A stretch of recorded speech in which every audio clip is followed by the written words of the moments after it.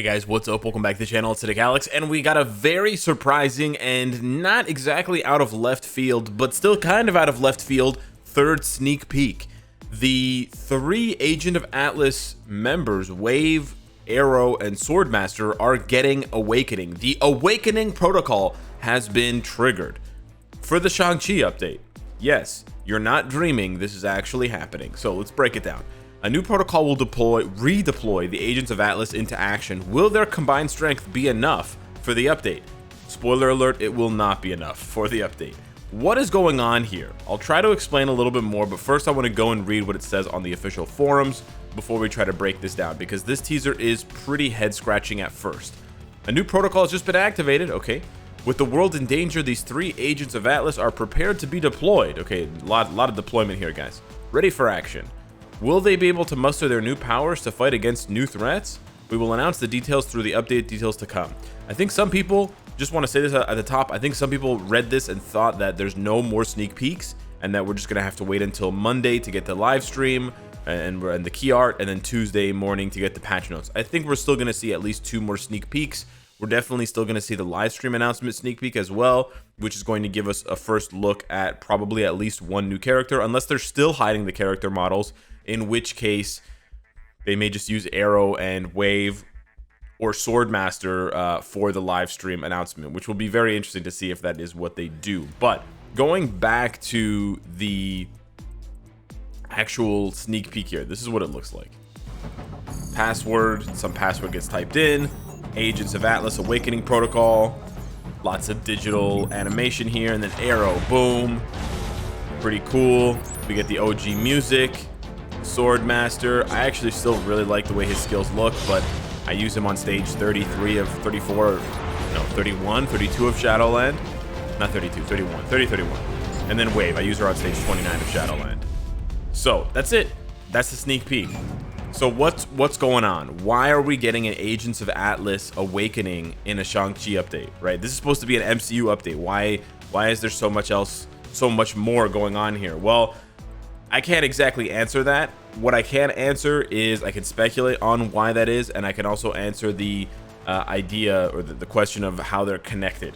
If you take a look at the Agents of Atlas and you look at any of their comic runs, you will see all of the characters, basically always the same group of characters because they're the same group of heroes. Sort of like the OG Avengers.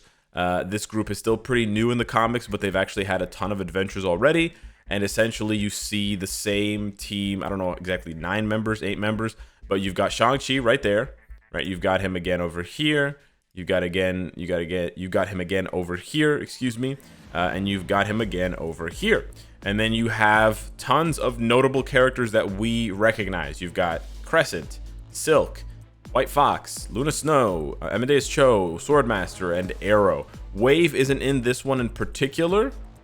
This may have been before Wave or something, but Wave is here in this one, along with all of the aforementioned characters. Wave is also not in this one. Okay, but Jimmy Woo is. And then Wave is also not in this one. Okay, I chose... Oh, no, yes, Wave is here. Sorry, Wave is here. And we also get another character that I don't recognize, and we get this other giant man that I can't remember his name. It's Ray or something like that. But anywho, that is the connection to Shang-Chi, the Agents of Atlas, and that's why they reference the Agents of Atlas protocol, and that's why there's a connection there. Now, it is a bit unusual. We've almost never, I can't remember, so I'm gonna say almost never, but it might be never, had this much of an update in addition to a movie update. Usually movie updates are self-contained, so I think that's where a lot of people's confusion is coming from. They're like, I thought this was an MCU update.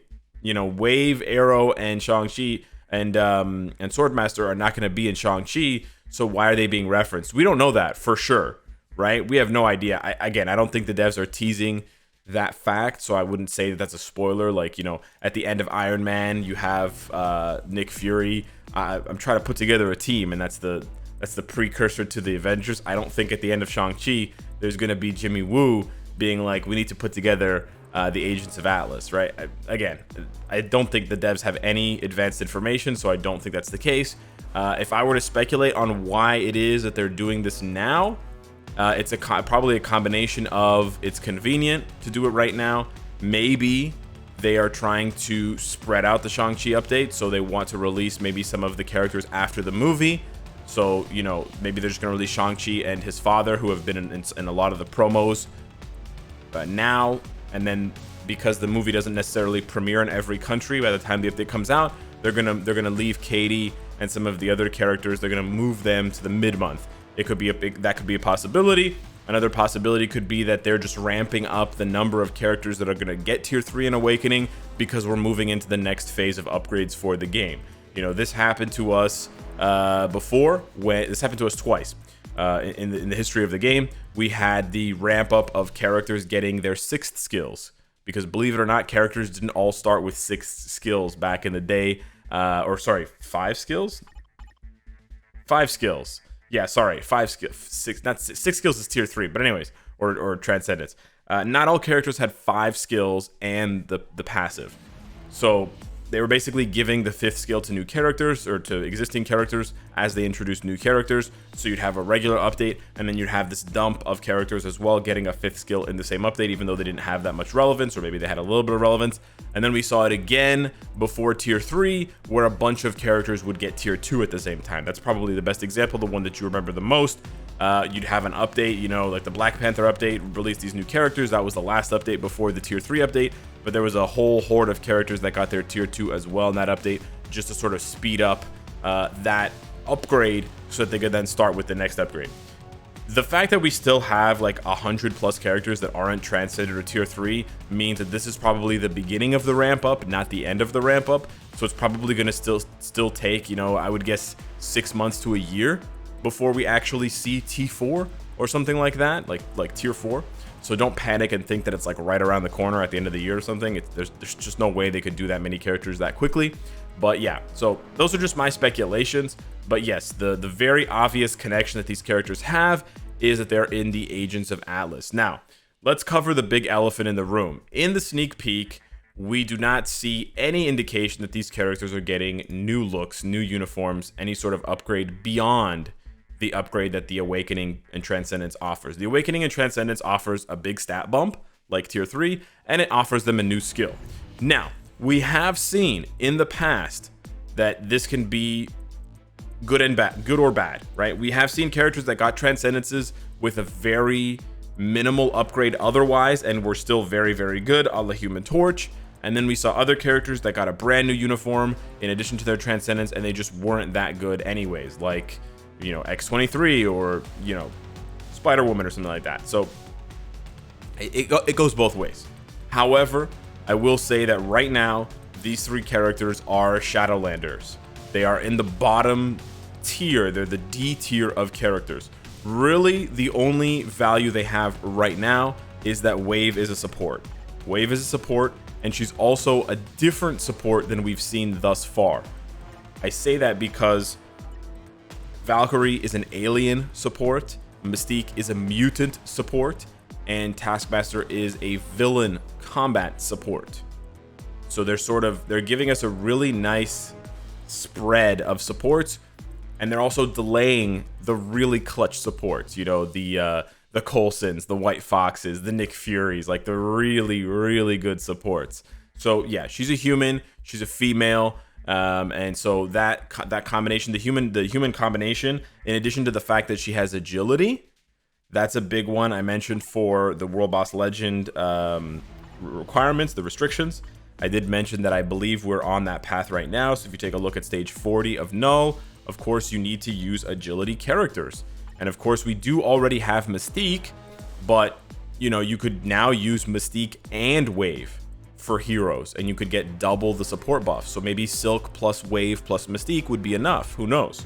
You see where I'm going with this? So yeah, that's really the value that they have right now. Swordmaster has the leadership ability as well, so he is applicable for stage 35 of Mephisto.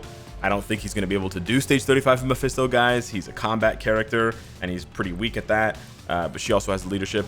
But we're just going to have to wait and see, right? They do fit a couple of the niches right now in the game. Also keep in mind, I believe stage 8-3 of Dispatch requires you to use Aero specifically, to clear with Aero specifically. So for players that couldn't do that, maybe now they can. Again, I'm not trying to say that we needed Aero, Wave, and Swordmaster to be transcended right now.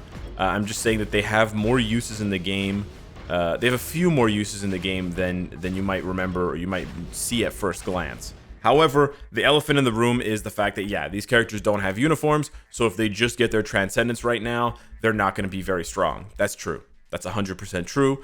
Are we looking at another Heimdall, Sif, Nightcrawler situation, Elsa situation? Yeah, we are. We definitely are. I do think these characters are better than Heimdall, Sif, and Elsa, for sure.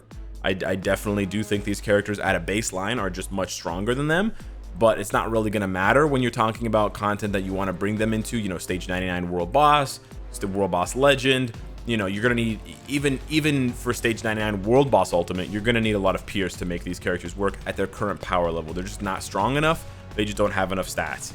And sadly, if you go into some of their passives, it's pretty junk. 8% crit rate is just an absolute joke.